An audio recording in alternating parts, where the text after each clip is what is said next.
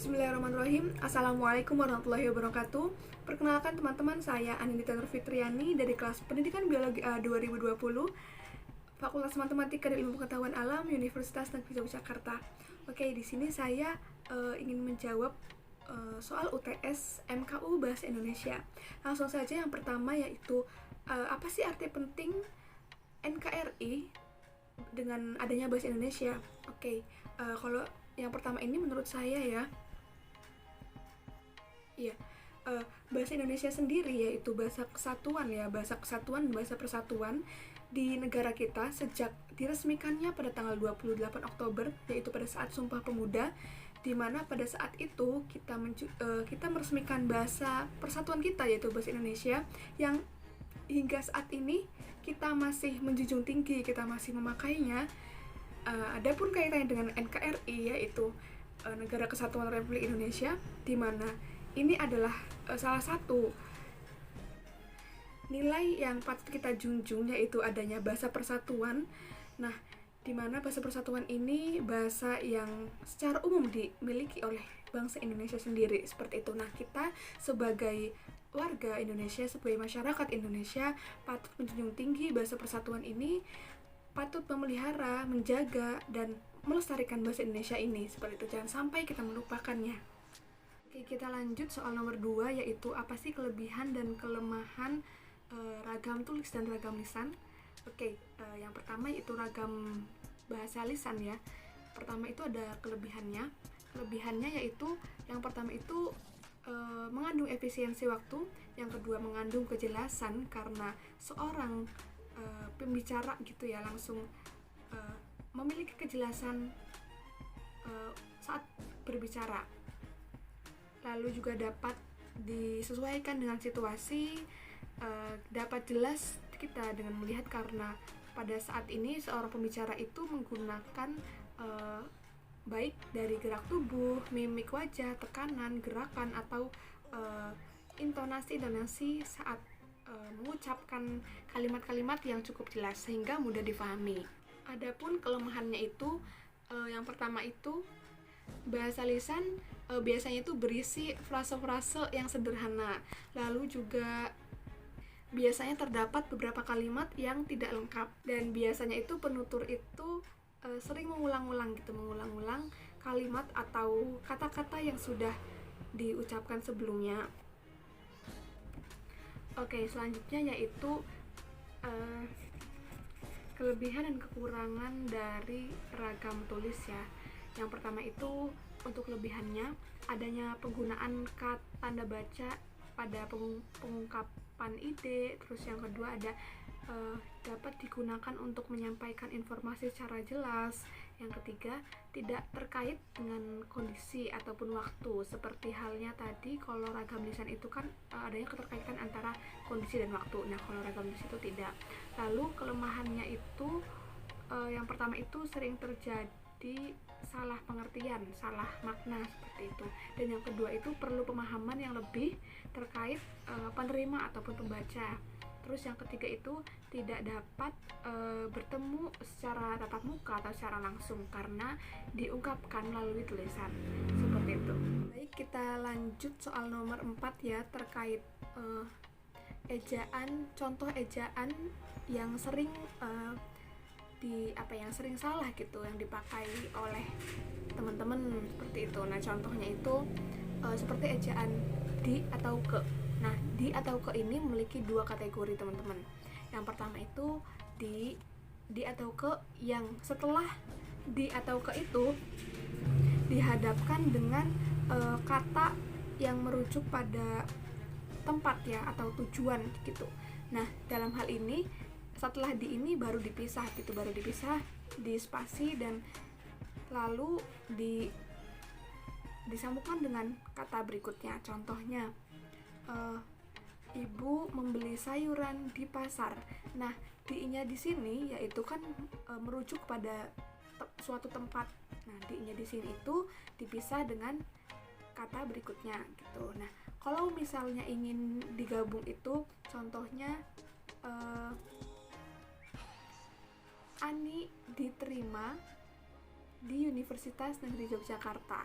Nah, diterimanya di sini itu disatuin karena tidak merujuk pada pola tempat ya, bentuk kata tempat, tapi di sini bentuk kata baik verba ataupun nomina seperti itu baru disatukan, digabungkan seperti itu. Dan yang ke juga sama. Oke, kita lanjut soal nomor 2, yaitu apa sih kelebihan dan kelemahan ragam tulis dan ragam lisan. Oke, yang pertama itu ragam bahasa lisan ya. Pertama itu ada kelebihannya. Kelebihannya yaitu yang pertama itu mengandung efisiensi waktu, yang kedua mengandung kejelasan karena seorang pembicara gitu ya langsung memiliki kejelasan saat berbicara.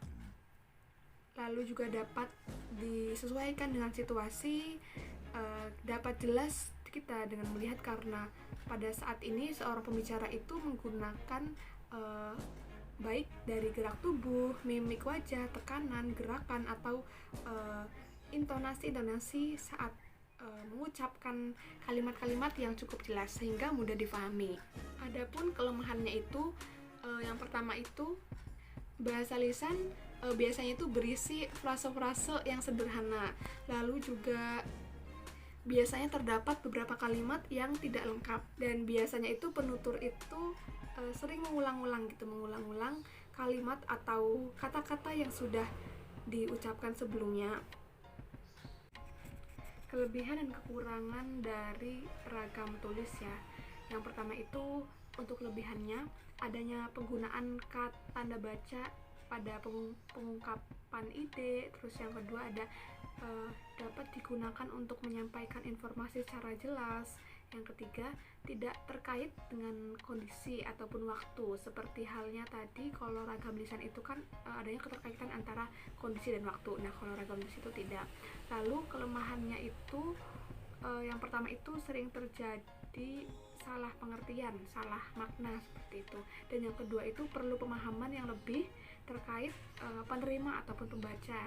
Terus yang ketiga itu tidak dapat bertemu secara tatap muka atau secara langsung karena diungkapkan melalui tulisan seperti itu. Oke, kita lanjut soal nomor 3, yaitu apa arti kesepadanan. Nah, di sini kesepadanan sendiri yaitu kesamaan bentuk kata yang digunakan dalam suatu kalimat, baik itu dari kategorinya maupun dari imbuhannya. Nah, di sini contohnya itu kalau misal apabila kalimat yang pertama itu menggunakan bentuk nomina, nah maka selanjutnya yaitu menggunakan bentuk yang sama, yaitu bentuk nomina juga. Artinya harus sederajat. Nah, apabila ada kalimat bentuk pertamanya itu verba, maka kalimat kedua dan seterusnya itu menggunakan verba juga. Baik, kita lanjut soal nomor 4 ya, terkait ejaan, contoh ejaan yang sering yang sering salah gitu, yang dipakai oleh teman-teman seperti itu. Nah, contohnya itu seperti ejaan di atau ke. Nah, di atau ke ini memiliki dua kategori teman-teman. Yang pertama itu di atau ke yang setelah di atau ke itu dihadapkan dengan kata yang merujuk pada tempat ya atau tujuan gitu. Nah, dalam hal ini setelah di ini baru dipisah di spasi dan lalu disambungkan dengan kata berikutnya. Contohnya ibu membeli sayuran di pasar. Nah, di-nya di sini yaitu kan merujuk pada suatu tempat. Nah, di-nya di sini itu dipisah dengan kata berikutnya gitu. Nah, kalau misalnya ingin digabung itu contohnya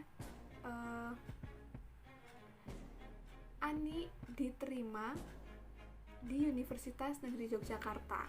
Nah, diterimanya di sini itu disatuin karena tidak merujuk pada pola tempat ya, bentuk kata tempat, tapi di sini bentuk kata baik verba ataupun nomina seperti itu baru disatukan, digabungkan seperti itu. Dan yang ke juga sama.